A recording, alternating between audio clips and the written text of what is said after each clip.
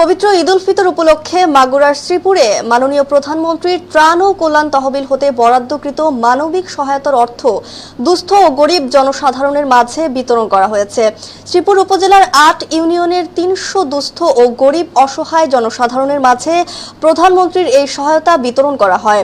বুধবার সকালে শ্রীপুর উপজেলা প্রশাসনের আয়োজনে অনুষ্ঠানে উপজেলা নির্বাহী অফিসার মোহাম্মদ নাজমুল ইসলামের সভাপতিত্বে মাগুরা ১ আসনের সংসদ সদস্য মনোয়ার হোসেন খান প্রধান অতিথি হিসেবে উপস্থিত থেকে এই সহায়তার অর্থ বিতরণ করেন। এ সময় উপস্থিত ছিলেন শ্রীপুর থানার অফিসার ইনচার্জ শাহিন মিয়া, মাগুরা জেলা কৃষক দলের সভাপতি রুবায়েত হোসেন খান, শ্রীপুর উপজেলা বিএনপির সাবেক সভাপতি বদরুল আলম হিরো, সাবেক সাধারণ সম্পাদক খন্দকার আব্বাস উদ্দিন, মুন্সি রেজাউল ইসলাম, উপজেলা যুব দলের আহ্বায়ক জিয়াউল হক ফরিদ সহ আরো অনেকে। রুবায়েত ভাই,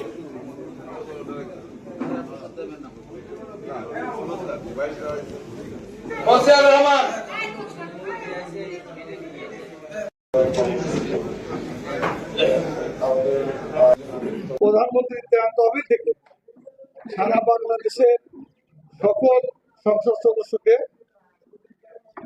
10 লক্ষ টাকা করে একটি মানবিক সহায়তা হয়েছিল, আজকেও চলছে। শতভাগ নিরপেক্ষতা বজায় রেখে সিরাজগঞ্জের